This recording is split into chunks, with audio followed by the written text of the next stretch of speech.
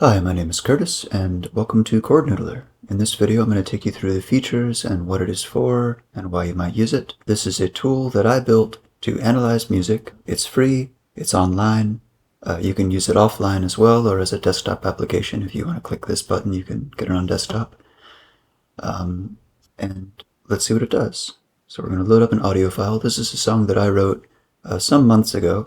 I haven't been able to play music very much this year because of some health trouble with my fingers. But on the bright side, it gave me time to make this. So this is a song from back in February that I wrote, and if you want to skip the next 20 seconds, then you don't have to listen to it. But I'll only play it for 20 seconds.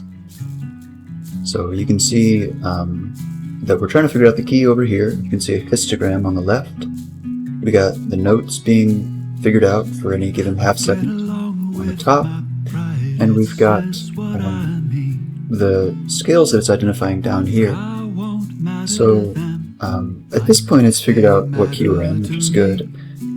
But I'm going to pause it. So let's do one thing before we go back and try to get it to figure out the key a little bit quicker. I could play the entire thing from the beginning, but I don't care very much about that pentatonic section. I'm going to click around the 15-second mark and then hit play, the replay feature. And you can kind of hear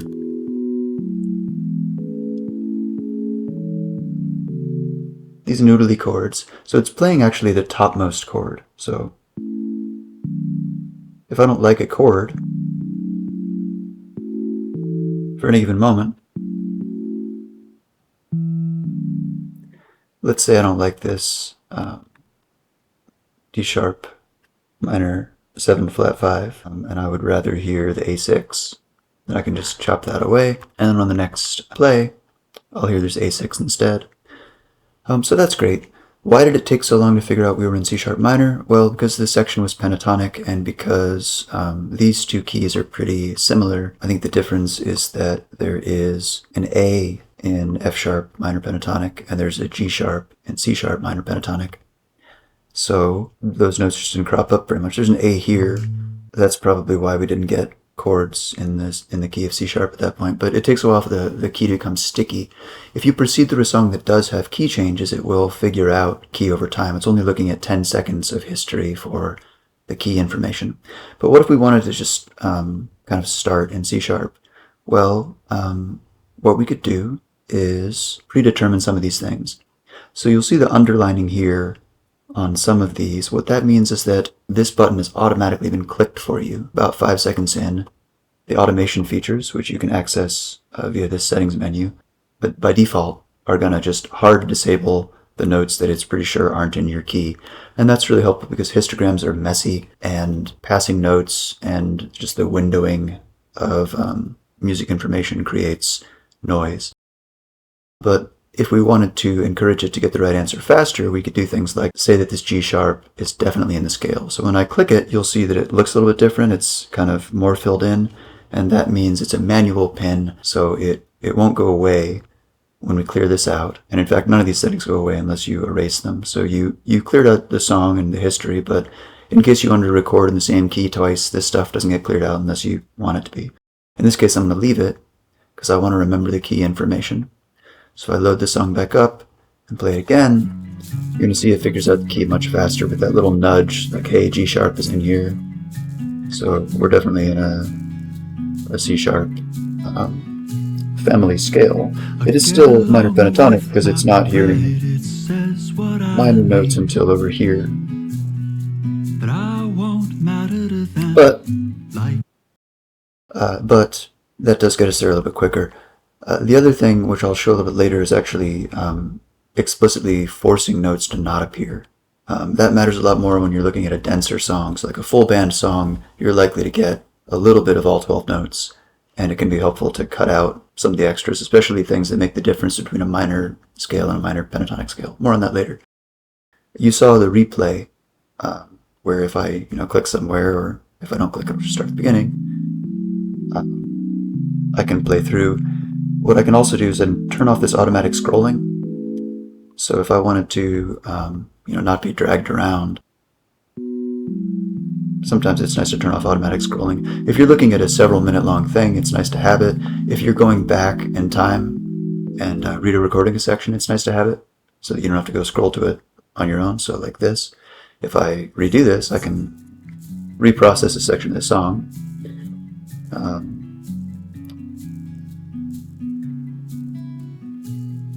You'll see the alignment isn't perfect. There are technical reasons for that. Usually that doesn't matter, but anyway, the auto scrolling kicked in there. Note visibility, we can just turn off entirely. And then the other chord modes are edit or delete. So if I wanted to, say, just get rid of a chord that I think is wrong, like if I thought that this B sus2 sounded better than this F sharp sus4, I could just delete the F sharp.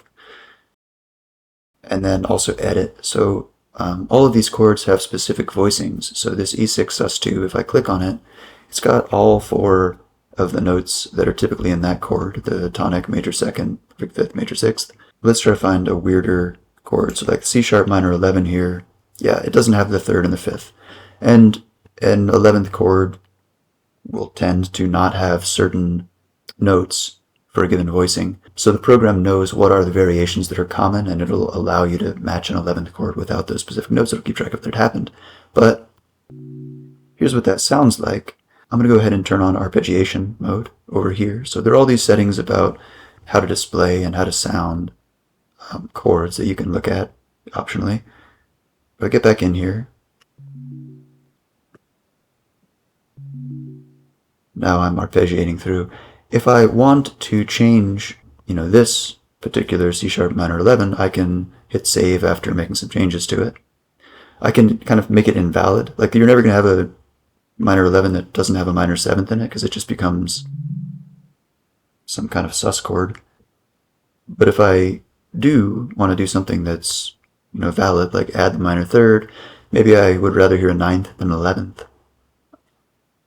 I can do that. I can save it for this one chord, or I can save it for all matches. So I can change all the C sharp minor 11s into C sharp minor 9s if I want to. I don't know if we talked about major and minor toggling.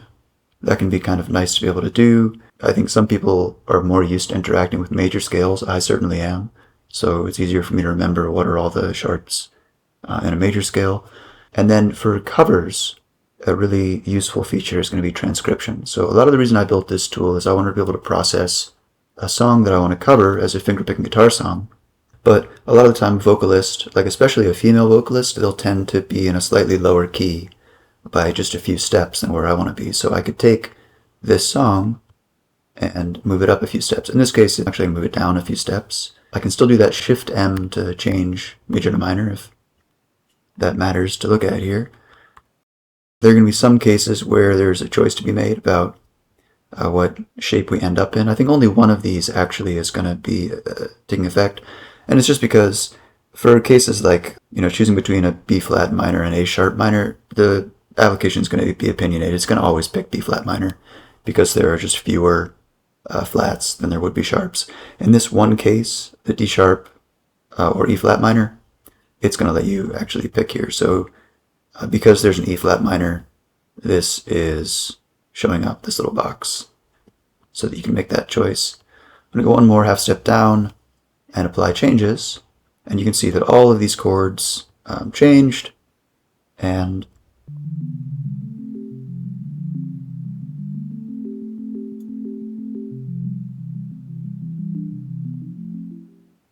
that's kind of fun. Sounds like video game music. Let's see, there's I think just one button that I'm pressed, and it's this one. This button will let you control the automation for note pinning. So if you go into the auto pinning settings, the defaults, you could turn off auto pinning entirely, and then you would get slightly messier output, which might be useful to you. But the defaults are going to be to auto silence certain things that just don't make sense once a scale is identified. So when it comes to the 6th and the 7th, I think if you want to work with harmonic minor, you can probably toggle into this. It might make sense to have this be the default as well if it ever changes. I apologize in advance. But this automatic stuff is what's making it click this underlining into place after about 5 seconds. The help button has a lot of the same information I just talked about, including descriptions of what all the buttons are if you ever want a nudge towards remembering them, and information about how to submit a bug report. Alright, so let's download the desktop application. This whole thing runs offline. It uses WebAssembly. I don't want to put any advertising on this. I don't track your clicks or anything. Google Analytics is not turned on as of the time of this recording, and I have no intention of turning it on. So this application will work just fine in airplane mode, and we'll demo that right now. So if I turn off my network connection, and you can of course do this at home if you feel like it, and I clear this out, I'm going to open up a song by an artist I really enjoy called Flock of Dimes. I'm not going to, so you can see that I can open with Chord Noodler, and that's because we have the desktop application installed. This whole thing is just a few megabytes, so it's not going to take up a lot of space. I'm going to have to turn off the sound to process this one because Okay, processing this. I can see that it's between a few scales, so a B flat and then, rotations by fifth to nearby scales because it hasn't quite figured out what the most common notes are yet. What I'm going to do in this case is, given that it's found out it's here, and given that the wrong notes at the beginning are these G's and D's, I'm going to go ahead and just pin these. You can see it comes in a little bit harsher there. And I'm going to load up the song again, and I'm going to just get a cleaner take from the beginning where it knows what key it's in. It's like sometimes it's going to find moments where it could have been some other key, but I can clean those up pretty easily by toggling into delete mode and just kind of saying, nope, get these out of here. Alright, so the vocals in this song come in around 30 seconds, but we don't really even need that to do what we're doing here, which is just proving that we can use this to make a cover. So I'm going to turn the sound back on and play this.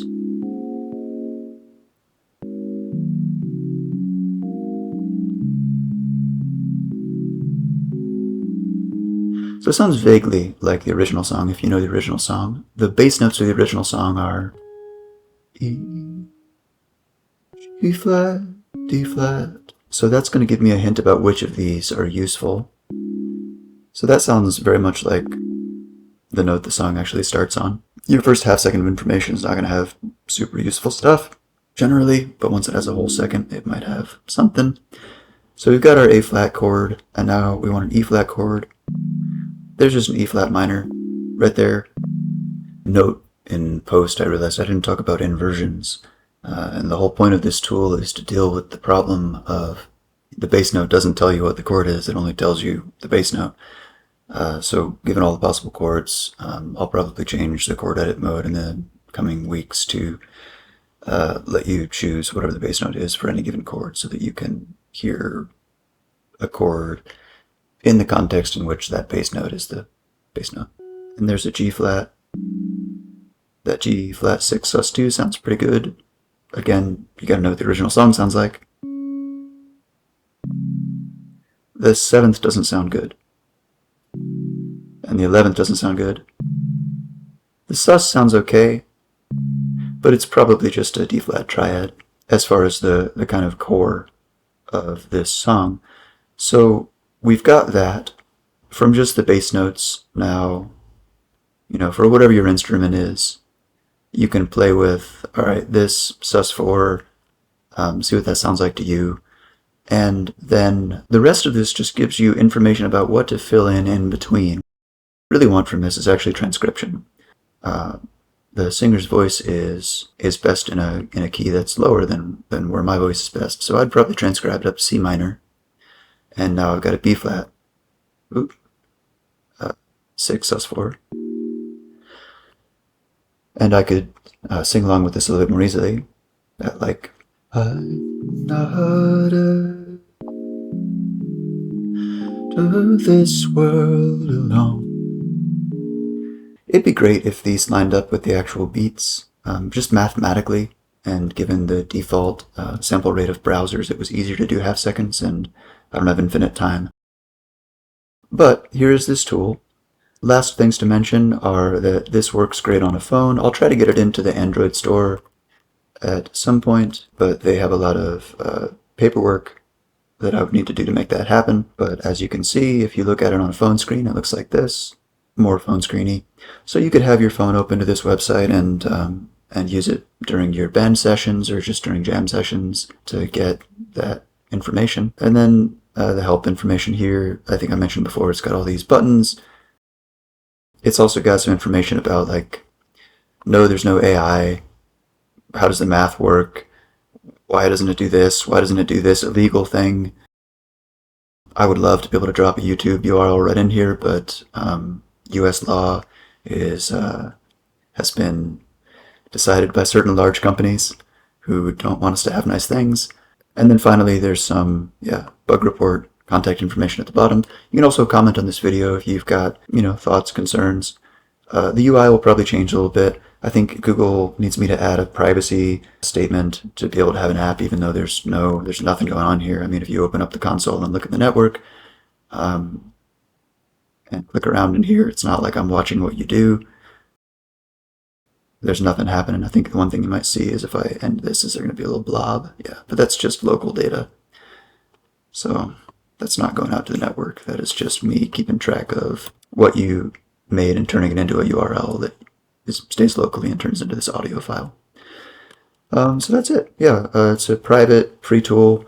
If it's useful to you, that's fantastic. And have a wonderful life.